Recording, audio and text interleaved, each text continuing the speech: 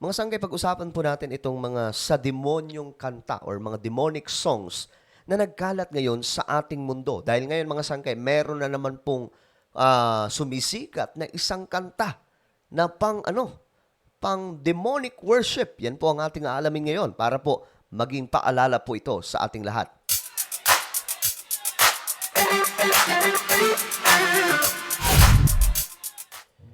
Good day, magandang oras po sa lahat ng ating mga kababayan, sa lahat po ng mga solid sangkay na lagi pong nagantabay at nanunood sa ating channel. Very important, malaman po ninyong lahat itong ating topic ngayon, mga sangkay, for us to be aware sa nangyayari sa ating mundo. Especially ngayon, ang dami pong naglalabasan po na mga demonic songs na hindi lamang po natin napapansin. Ito ay higit pa po, mga worldly music na ginagamit po ni Satan Lucifer to deceive many. Nako, mga sangkay, maganda po ito, pag-usapan. But before we start, mga sangkay, pakicheck po muna kung kayo na po ay nakapag-subscribe dito sa ating channel. At kung hindi pa, mayroon po kayo makikitang subscribe button na makikita po sa ibaba ng video na to na pinapanood nyo.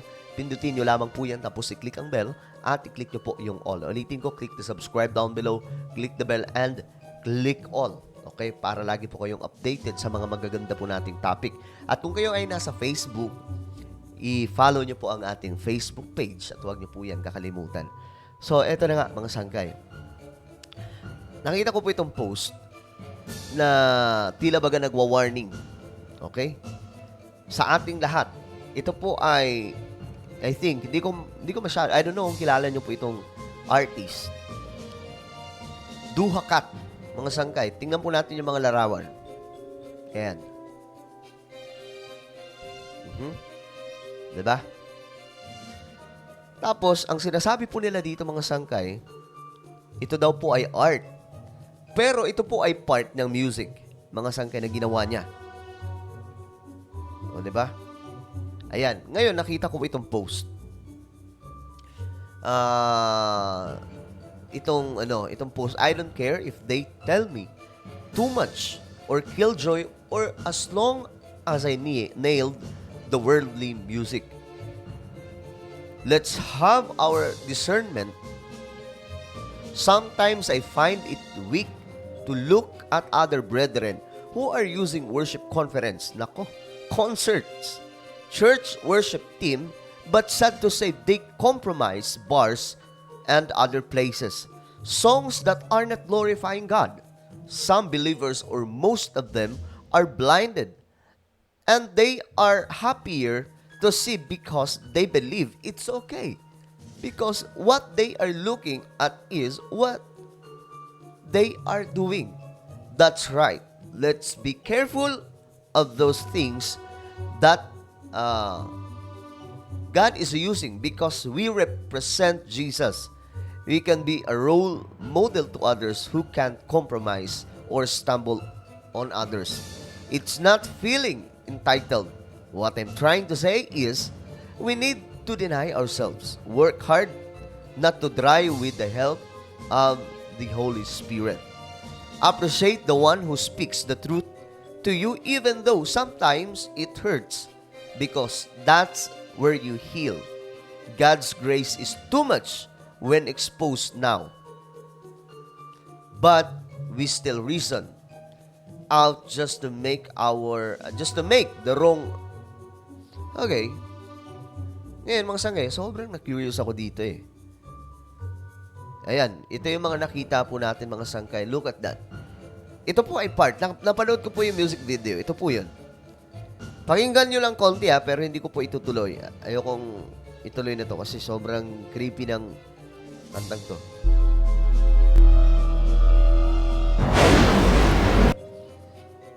Intro pa lamang mga sangkay. Talagang ano na.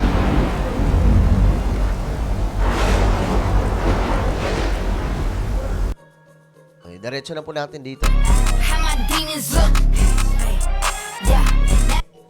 Yan po ang isa sa sound ng music.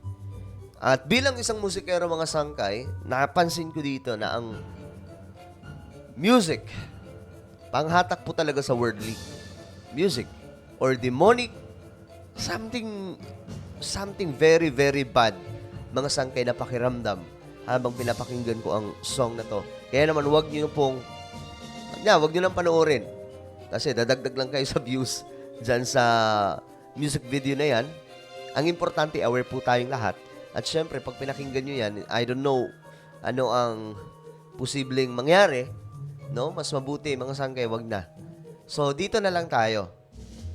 Ito po yung lyrics. Sobrang wala talagang kwenta itong lyrics na to. How my demons look now that my pocket's full.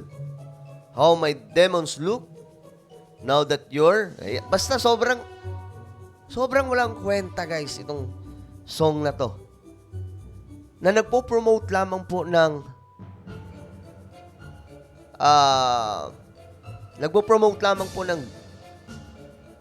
ano ba tawag dito? Ritual na pagpupuri kay Satan Lucifer. Ngayon, mga sangka, ito, ang ganda pong warning to. Basahin po natin. Please be aware of the music that you are listening to. So, maging mapagmatyag po tayo sa mga musika na ating pinapakinggan. Especially tayo po mga Kristiyano. The music industry is very demonic and satanic. Doja Cat is letting you know that she worships the devil. She worships the devil, that she is working with demons. Many people say that Christians call everything demonic. We carry the spirit of discernment. Doja Cat openly said, I'm a demon lord. If you're listening to Beyonce. Marami mga sanggay, oh.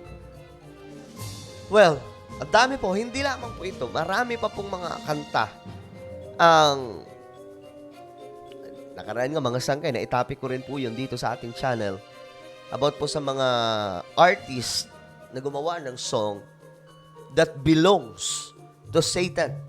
And this one, mga sangkay, ito naman po ay isa sa maraming mga kanta, no?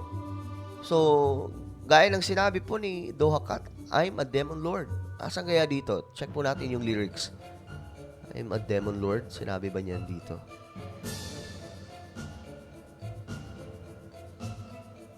Saan kaya dito, na? Mahaba-haba kasi. Well, kayo na bahala mag-research, mga sangka, about this song.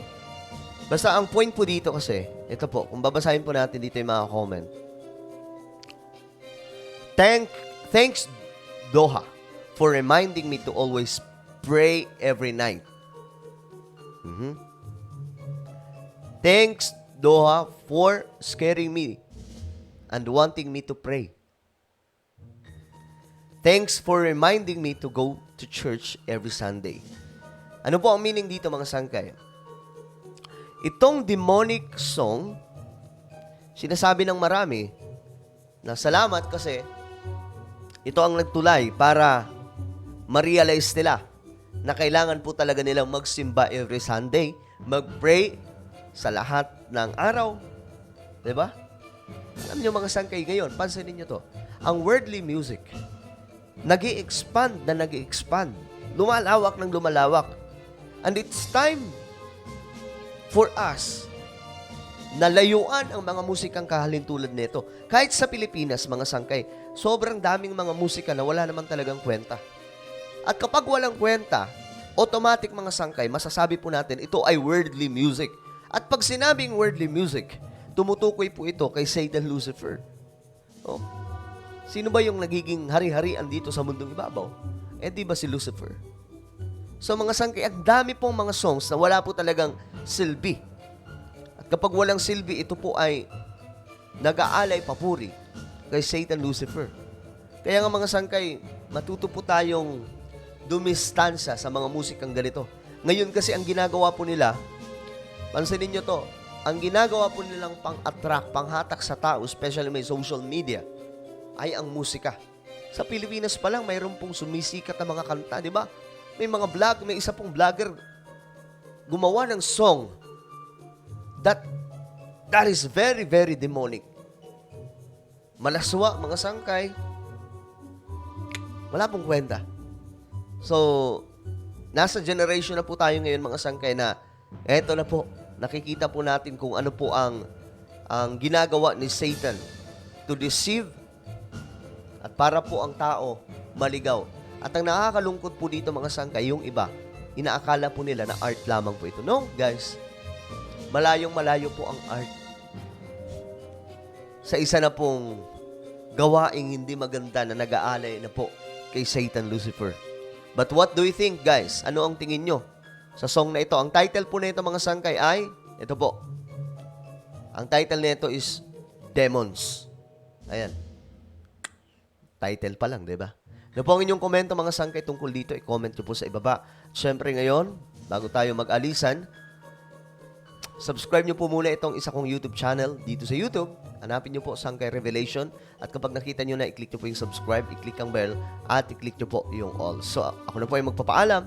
Hanggang sa muli, this is me, Sangkay Janjan. Palagi nyo pong tatandaan that Jesus loves you. God bless everyone.